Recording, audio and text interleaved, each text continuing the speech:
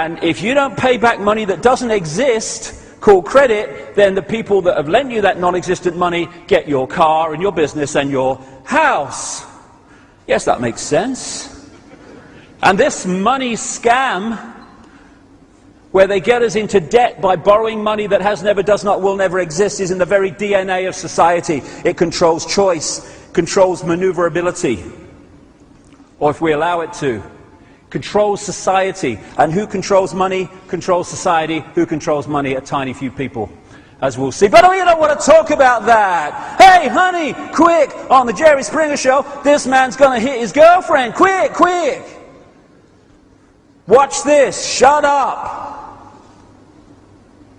Then there's the new religion of celebrityism. Go to the supermarket. Hey, get on with your life. There's the goddess. And then, if you want to know what's going on in the world, that's no problem, because these people will tell you everything that the people that control and own their industry think is fit for you to know, so you'll believe and see the world the way they want you to see it, called the news. And then be afraid. It's a world in which we must be afraid all the time, must be afraid of not having enough money, afraid of what's going to happen in all areas of our lives, afraid of the future, afraid, survive, we must survive, or we must always be in a state of fearing not surviving. It's a crazy, crazy world. But why?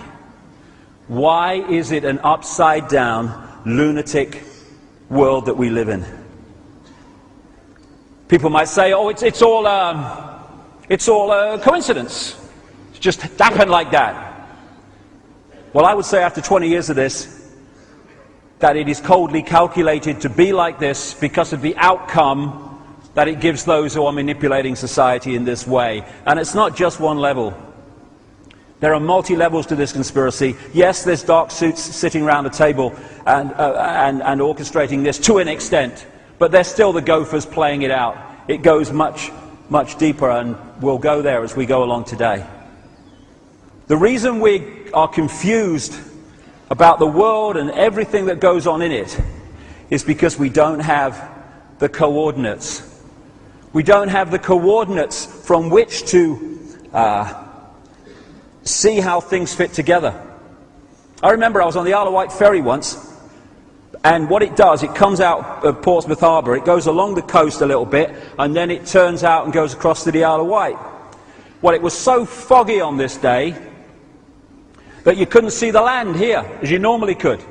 So you're going along, and you just see fog.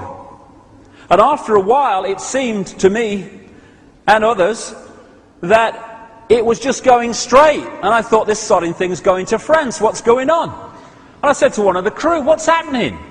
This is not going the right way, is it? And the next thing you know, the Isle of Wight pier appeared in front of us. It had actually gone absolutely the right way. But because I didn't have the coordinate in which to make sense of that, I was completely lost in the direction I was going. That was so symbolic of the way it works. So I'm going to go through a lot of coordinates today. Because when the coordinates are put into place, then what happens becomes, or what is happening becomes totally blatant as the dots connect. It's a duck. You're a journalist, aren't you? Yes. How did I guess? Coordinate number one.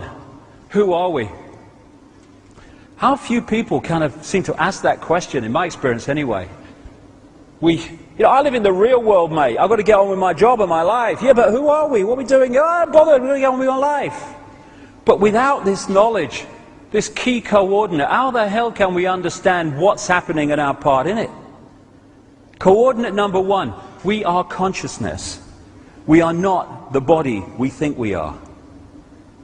And the idea is to put us in these eggshells of consciousness, and it's a doddle if we don't hold on to an understanding or have an understanding of who we really are and the magnitude of it. Just a quote from one of my books, only when we know who we are can we know freedom. Of course. Unless we know the nature of reality and who we are and our part in it, how can we understand the world if we don't understand the reality that is the world? No wonder we're bloody confused. What is reality? How about that question? Oh no, that's just for scientists, it's not for you. Watch the football. Nazi propaganda minister, Goebbels. It thus becomes vitally important for the state to use all of its powers to repress dissent, for the truth is the mortal enemy of the lie, and thus, by extension, the truth becomes the greatest enemy of the state. And the truth that is most suppressed, the biggest lie of all of